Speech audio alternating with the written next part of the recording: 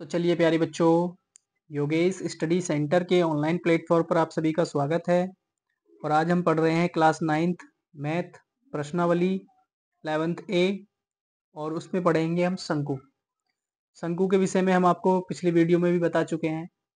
शंकु जो होता है, एक जोकर की टोपी तो आपने देखी होगी, उस प्रकार का होता है, या आप बर्थडे वाली टोपी देख लें, वो भी होता है। तो सबसे पहले इसमें क्या कह रहा है उसको देख लेते हैं।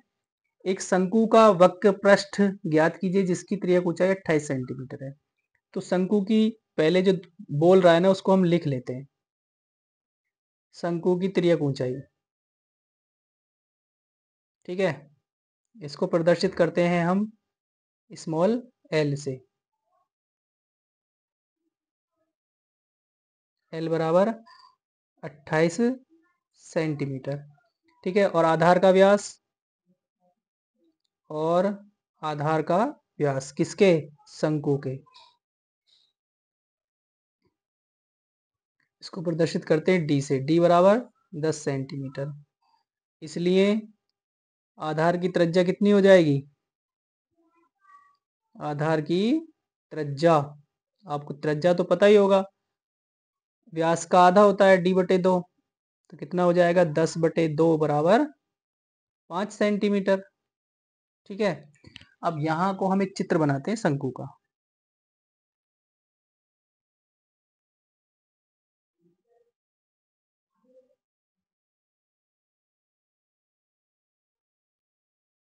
देखिए ये हमने बनाया है।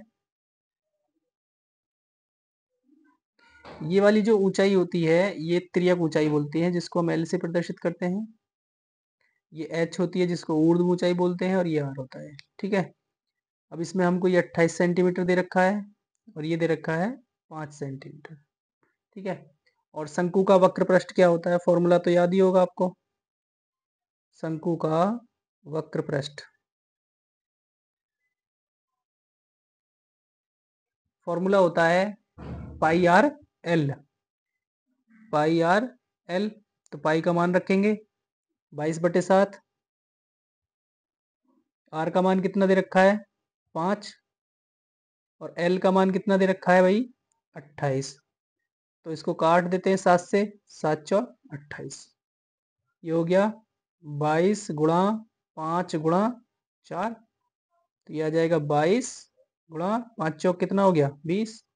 जब आप इसकी गुणा करेंगे तो ये हो जाएगा 440 और सेंटीमीटर की घात 2। तो शंकु का वक्र पृष्ठ कितना आ गया?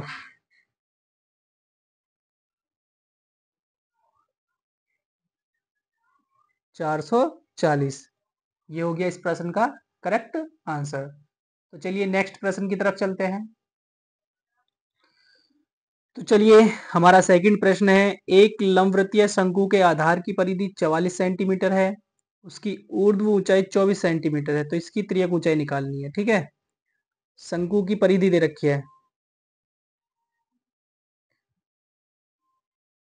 शंकु के आधार की परिधि, शंकु के आधार की परिधि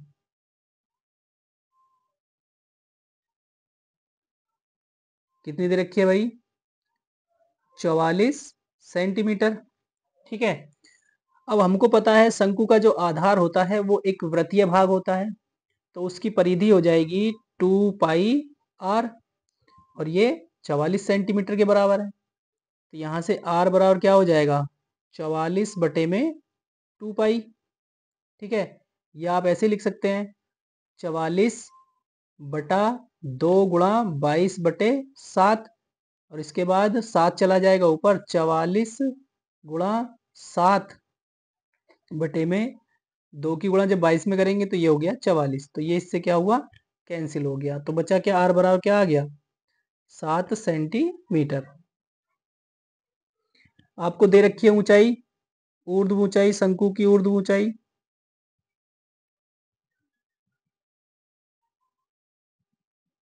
कितनी दे रखी है? h बराबर 24 सेंटीमीटर, ठीक है। इसके बाद यहां से हमें एक काम करना है। मान लेते हैं, माना शंकु की त्रिज्या ऊंचाई जो है वो l है। माना शंकु की त्रिज्या ऊंचाई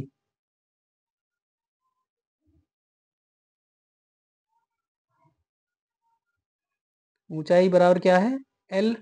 तो तिर्यक ऊंचाई निकालने का एक फॉर्मूला होता है, वो फॉर्मूला ध्यान रखिएगा क्या होता है।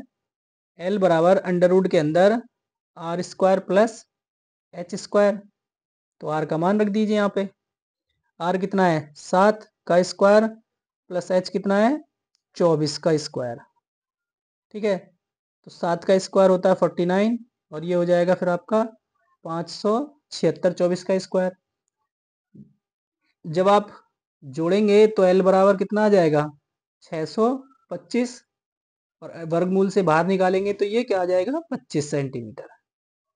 ठीक है, तो शंकु की तिर्यक ऊंचाई कितनी आ गई, 25 सेंटीमीटर। ठीक है, नेक्स्ट प्रश्न की तरफ चलते हैं।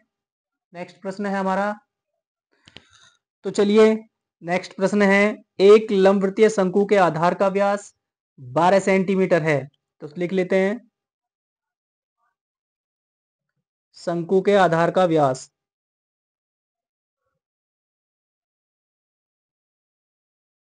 आधार का व्यास डी बराबर कितना दे रखा है, 12 सेंटीमीटर। तो आर बराबर कितना हो जाएगा, 6 सेंटीमीटर। और शंकु की ऊंचाई कितनी दे रखी है, शंकु की ऊंचाई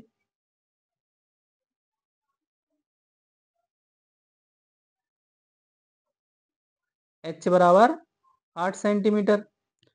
निकालना क्या है, शंकु की तिरछी ऊंचाई।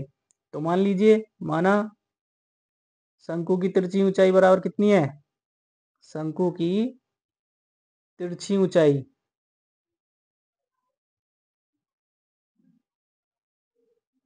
बराबर एल सेंटीमीटर।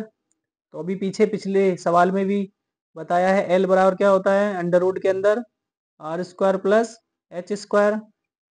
आर का मान 6 का स्क्वायर करना है और एच का मान कितना है, 8 का स्क्वायर करना है।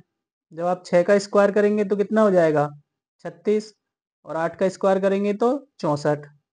जब आप दोनों को जोड़ेंगे तो कितना हो गया, 100 और बाहर निकलेगा तो कितना हो जाएगा, 10। एल बराबर कितना आ गया, 10 सेंटीमीटर। तो ये हो गया आपका करेक्ट आंसर। ठीक है, चलते हैं नेक्स्ट प्रश्न की तरफ।